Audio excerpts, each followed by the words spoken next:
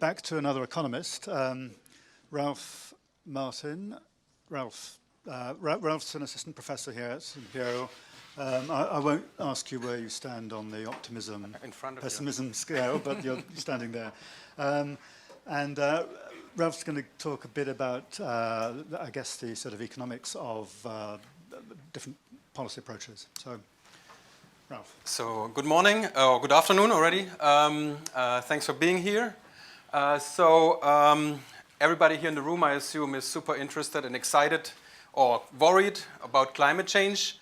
But of course, if we go outside this room, as we have already heard, a lot of people are not necessarily totally into climate change. They're more worried about economic growth and economic income and that sort of stuff.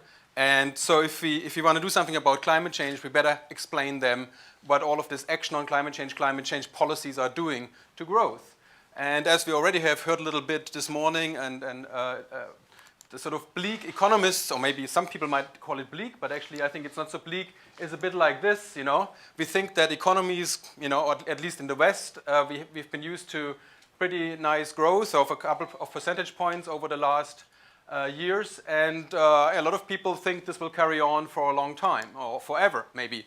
But of course, if we see all the data we have seen earlier from Martin, the more likely scenario is a bit something like that, you know, this will carry on for a while, but then if we don't do anything, then we have a climate disaster, and growth will, I mean, maybe not as strong, but it's anybody's guess what will happen. Now, if you have 60 meters of sea level rise, that might be pretty realistic, if not a bit optimistic, but, you know, some kind of this kind of scenario. And you know, therefore, economists are saying, well, you know, what we have to do, we have to accept now a little bit of loss in growth in the present. We have to invest, rather than sort of consume a lot of stuff, we have to invest a bit more, we have to invest in wind turbines and all the rest of it. But, you know, in return for that, we get a higher growth in the very long run, you know.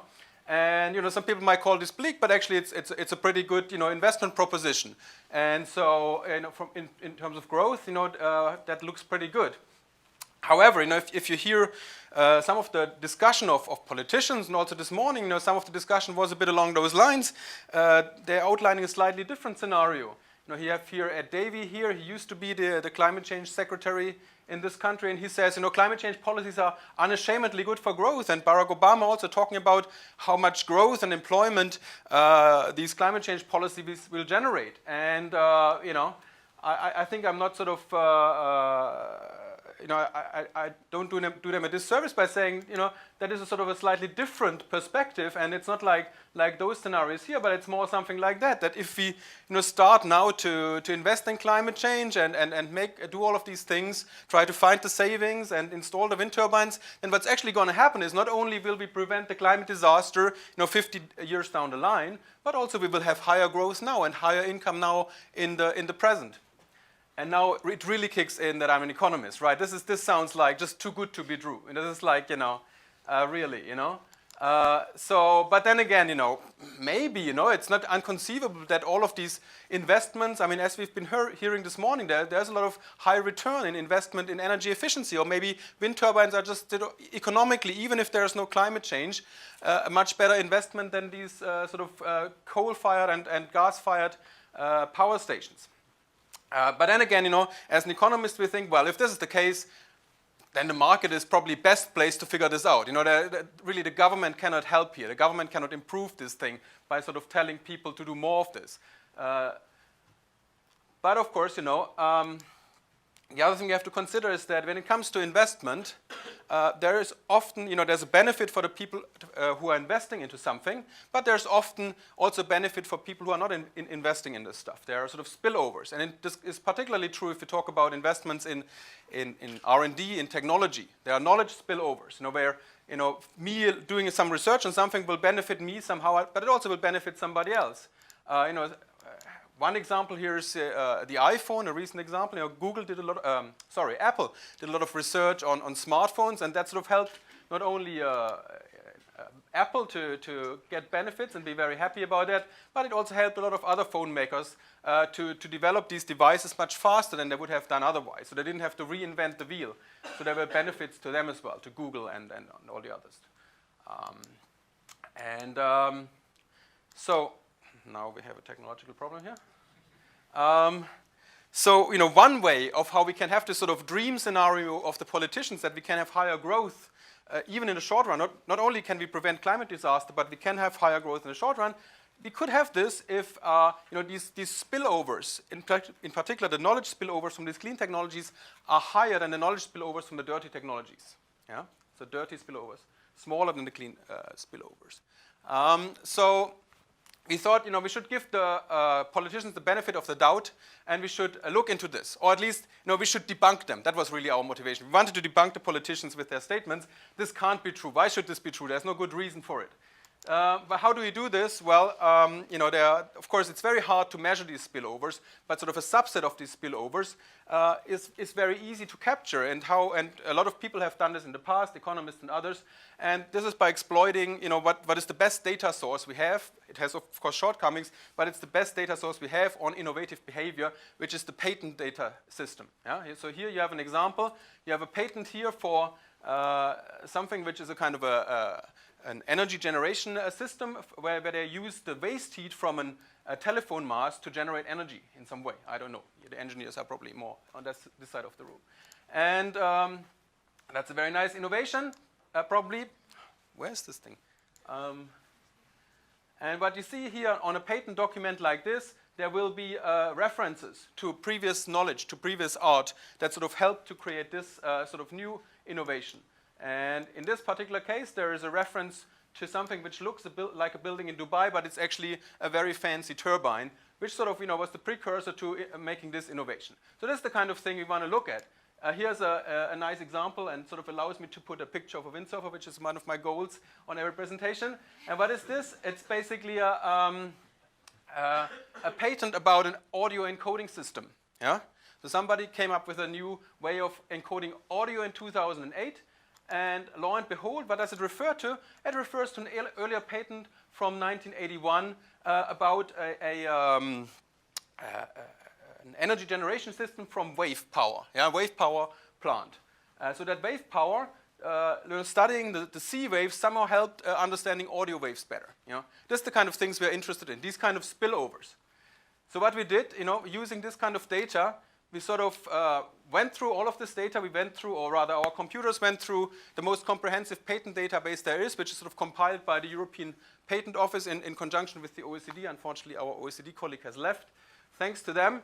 So they have this sort of database with about 70 million patents from 107 patent offices all around the world and going back, to the 1950s.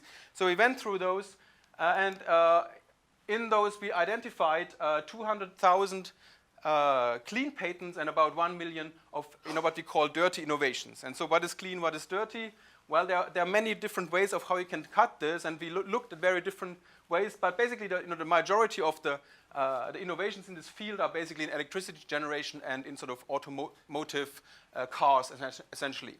And what we call dirty is everything related to the fossil fuel burning stuff, to internal combustion engines, or to sort of coal or gas-fired power generation. And clean is all the new radical technology, the sort of renewable power generation, or the electric, or the hybrid propulsion systems, and everything related to that.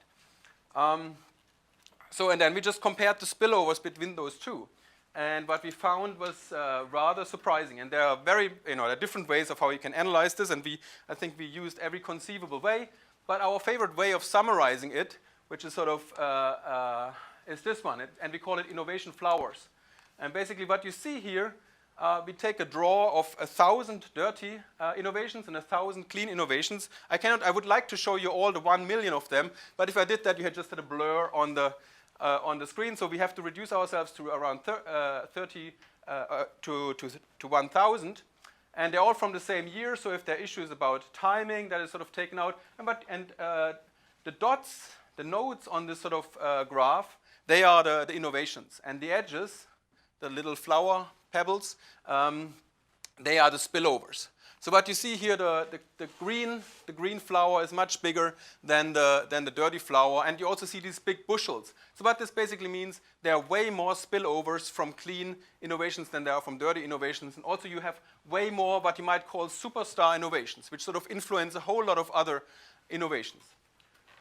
So there are initially we had a lot of concern that maybe there are some confounding factors we haven't really accounted for, like the clean innovations might be in certain countries and the dirty innovations might be in certain countries, and how you cite, how their spillovers might be determined by regulation in these different countries. So in Japan they might require different more citations for prior art than they might require in the US. So we did a lot of data work which you don't want to get into really. And whatever we did, we always had again a picture which looks more or less like that. The clean was always bigger than the dirty, and at least 20% higher spillovers. Another thing we did, you might say, well, these are all counting citations, but what about economic value? So what we could do for a subset of our data, we looked at companies that were stock listed and had a stock market price and were doing innovations as well. And then we can look at what happens if a company has an innovation and what happens to the stock price. And indeed, the stock price increases if you have an innovation. So that was not terribly surprising. Other people have said this before and found this before. But we also said is, okay, if this innovation is sort of influenced by an earlier clean innovation, does it generate more value than if it's influenced by an earlier dirty innovation?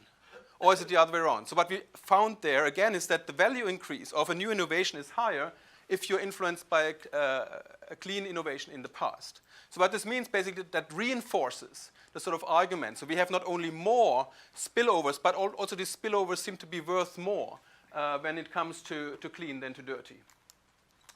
So summing up, basically we had to concede we set out to debunk the politicians, but we had to concede there might be the possibility, and I should say there might be the possibility. I mean, all of this is a kind of a necessary condition that you get these kind of effects the politicians are talking about.